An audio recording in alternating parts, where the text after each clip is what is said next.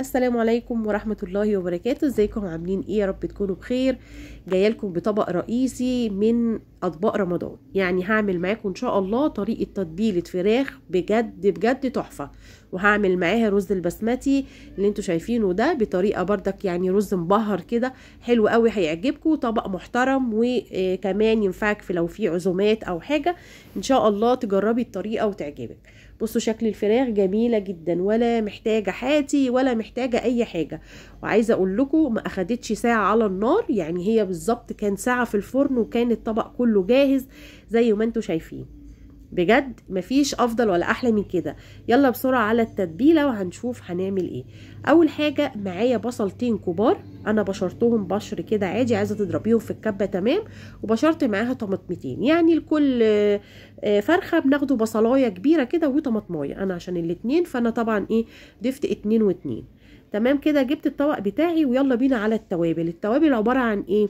عندي نص معلقه من الكركم، وعندي معلقه من الفلفل الاسود، وعندي حبهان مطحون، وعندي نص معلقه من القرفه، وعندي بهارات فراخ. تمام. كل المكونات دي وشويه من البابريكا، كل المكونات دي نزلت على الخليط بتاعي، ونزلت عليها بعصرتين ليمون، يعني مش عصرتين، ليمونتين معصورين، ونزلت عليها بكوبايه من الزبادي و3 معالق من الزيت. ان شاء الله هكتب لكم كل المكونات اللي انا ضفتها هنا في الخلطه في صندوق الوصف. الزبادي اهي، الزيت ليه هنا؟ الزيت بيخلي التوابل كلها تمسك مع بعض كده وما تخرجش او ما تتزحلقش من على الفرخه بتاعتي. تمام. عايزه اقول لكم التتبيله دي تحفه جدا، الريحه بتاعتها كانت فظيعه، في نفس الوقت طعمها حلو جدا في الفراخ بتاعتي.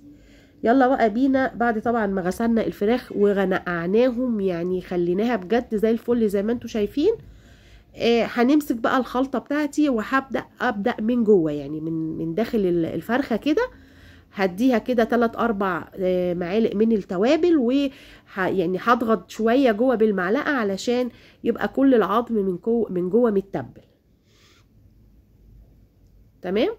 دي كده تتبيله داخليه. وبعدين هكتف بقى الفرخه، اسمها تكتيفه، يعني لو مش هتعرفيها ممكن تلمي الرجلين كده مع بعض، الوركين بخيط، يعني صالح طبعا للاكل او صالح للحراره، وفي نفس الوقت تقفليهم كده تكتفيهم يعني. والتتبيله تبقى من جوه ومن بره، وبسيبها في التتبيله دي مش اقل من 3 ساعات. لو انتي مش مستعجله او عندك وقت وعندك عزومه ممكن تعملي التتبيله دي من قبليها بيوم، وطبعا هتشوفي فرق جبار في الطعم واللون كمان بتاع الفراخ. انا هنا خلصت التتبيله وغطيتها بقى ايه وحطيتها في التلاجة لحد طبعا انا ما بخلص اللي ورايا، وهجيبها تاني ونشتغل على طول. انا بقى هنا ممكن تستبعدي الخضار اللي انا حطاه تحت ده وتعمليها كده من غير اي حاجه، بس انا طبعا علشان يبقى بقى طبق حلو متكامل كده رحت مقطعه شرايح كده من البطاطس وشرايح من البصل، واخدت معلقتين من التتبيله وخليتها الفرشه بتاعه الصينيه بتاعتي، وحطيت الفرختين وبعدين رحت جايه جبت ورق زبده، او ممكن لو عندك ورق ابيض عادي مش مكتوب فيه، بغطي الفرختين وبعدين بغطيها بورق الفويل.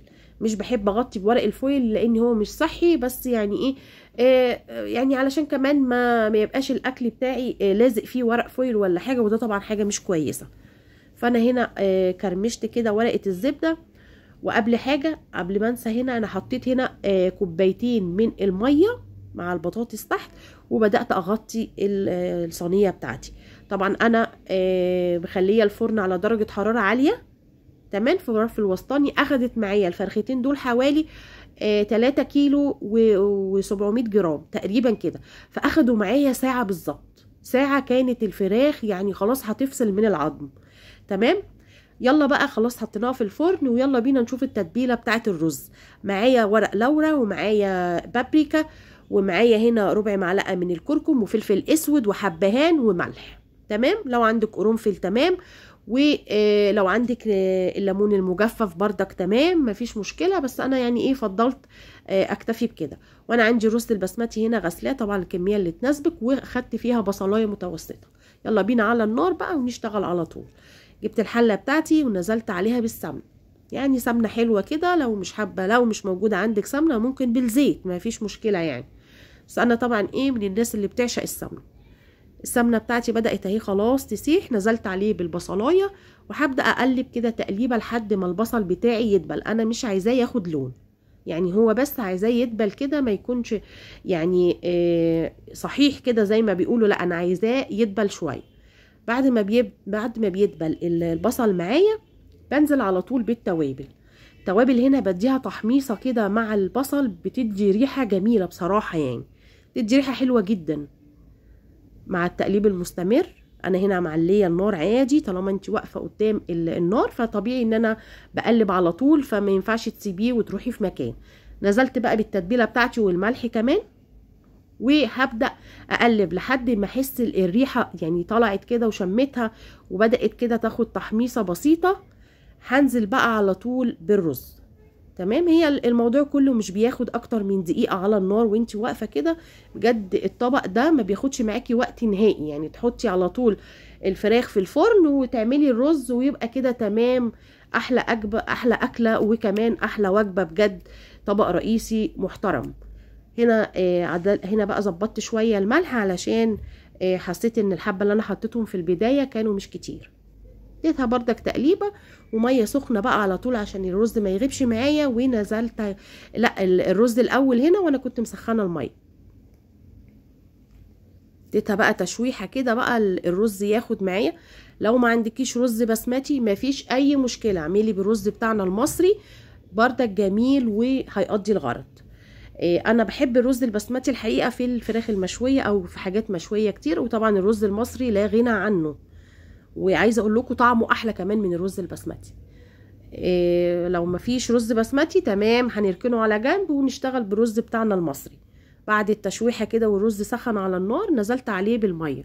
مقدار الرز البسمتي ايه؟ لكل كوبايه من الرز بياخد كوبايه ونص من الميه، مش كوبايتين يا جماعه، هي كوبايه ونص كفايه قوي عشان يطلع معاكي مفلفل مش ماسك في بعضه كده. تمام، هنا ظبطت الميه بتاعتي والملح وكل حاجه، وهسيبه يغلي غلوه وهوطي عليه واسيبه بقى ايه يستوي براحته. تمام تمام كده، مفيش اسهل ولا ابسط من الاكله دي. الاكله دي اخدت معايا يعني هي كلها ساعه، ساعه و10 دقايق، كانت الدنيا كلها ما شاء الله خلصت. هنا طبعا بعد خلاص ما الرز استوى بدأنا بقى نغرف الطبق والفراخ اللي انتوا شايفينها قدامكم دي. عندي بقى شويه كده من اللوز قشرتهم وحمرتهم مع شويه من الزبيب. انا عاملاها معاكم في القناه في تقريبا الفيديو بتاع الكبسه، وممكن اسيبه لكم كمان في صندوق الوصف لو حابين الخلطه اللي انا عملتها دي. كده انا خلاص خلصت الفيديو، ما شاء الله جميل جدا. ان شاء الله تجربوه يعجبكم، ولو اول مره تشوفيني ما تنسيش تشتركي في القناه، ولو عجبك الفيديو ما تنسيش تضغطي لايك، واشوفكم باذن الله في فيديو تاني، والسلام عليكم ورحمه الله وبركاته.